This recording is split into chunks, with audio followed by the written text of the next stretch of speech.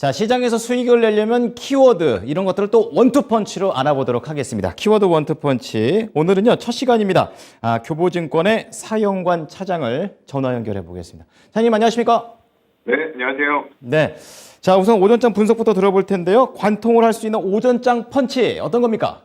네, 오늘 또 강하게 움직이는 원펀치가 나왔습니다. 일단은 사료 재분주가 오전에 급등하는 모습들을 보여주고 있고요. 시세가 지금까지도 강하게 유지가 되고 있는 그런 상황이에요. 일단 키워드를 보자고 하면은 세계 밀생산량을 2위를 차지하고 있는 인도 쪽에서 밀 수출 금지가 나왔습니다. 근데 뭐 이러한 수출 금지 조치가 처음은 아니었고요. 지금 보게 되면은 식량 자체를 무기화시켜 나가고 있는 나라들이 점점 많아지고 있다는 거예요. 거기다가 러시아 우크라이나 침공하면서 공급량 자체도 감소하고 있다. 이런 포인트까지 현재 나와 있는 그런 상황인 거죠. 그래서 인도네시아라던가 이집트, 아르헨티나 이런 쪽들에서는 이미 팜유라던가 곡물 등을 수출 금지하는 그런 조치들이 나왔고요. 이런 것들이 연달아서 나오다 보니까 잠깐 꺾였던 곡물 가격들이 다시 한번 급등세를 연출하면서 그러한 기업들, 관련된 주가들도 급등락을 반복하고 있는 그런 상황이라고 보시면 될 것 같습니다. 과연 이러한 에그플레이션이 언제까지 이제 지속이 될까? 이런 부분들이 또 관건이 될 것 같아요. 현재로서는 지금 당분간은 지속이 된다라고 봐야 될 것 같고요. 점점 더 이제 동남아시아라던가 이런 그 상대적으로 약간은 선진국이 아닌 축에 속하는 쪽들에서 경제력이 조금씩 올라오면서 예전에는 먹을 것들이 사실상 많지 않았었습니다. 근데 이러한 부분들까지도 다른 나라들에서 수출되는 것들을 점점 더 많이 먹을 수 있는 그러한 경제력을 갖춘 인구들이 점점 더 늘어나고 있다는 거죠. 그에 비해서 생산력 자체는 아직까지 크게 증가를 하지 못하고 있는 그런 상황이에요.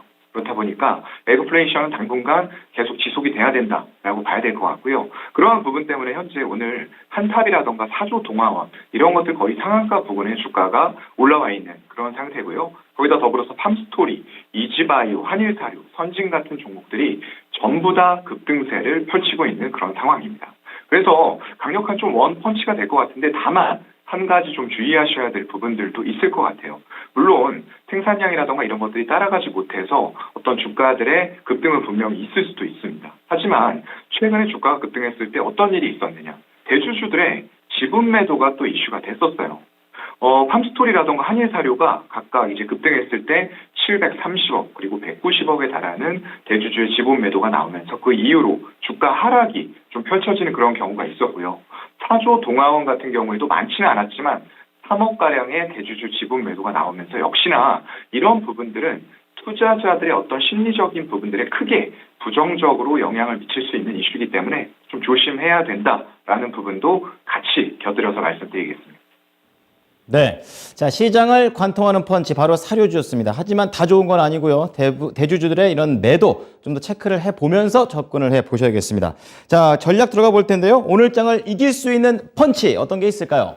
네, 일단 오전에 강하게 원펀치가 사료주에서 좀 나오고 있는 그런 상황이고요. 투펀치는 레프트 라이트, 이제 라이트가 들어갈 차례죠. 레프트 라이트에 이어서 지금 오늘 장을 좀 이길 만한 펀치 한 방은 주류주 쪽을 약간 봐야 되지 않을까 싶어요. 이게 이제 하이트 진로라던가 이런 종목들이 관련이 될 텐데요. 혹시 뭐 나가셨던 분들은 아시겠지만, 밤에 그리고 점심때 음식점 나가보시는 분들 굉장히 자리가 없을 정도로 지금 장사가 잘 되고 있습니다. 이런 것들은 5월달 들어와서 마스크 외부에서 이제 착용하지 않아도 된다라는 정책들이 나오면서 점점 더 마스크를 착용하지 않는 사람들이 많아지고 있다는 거죠.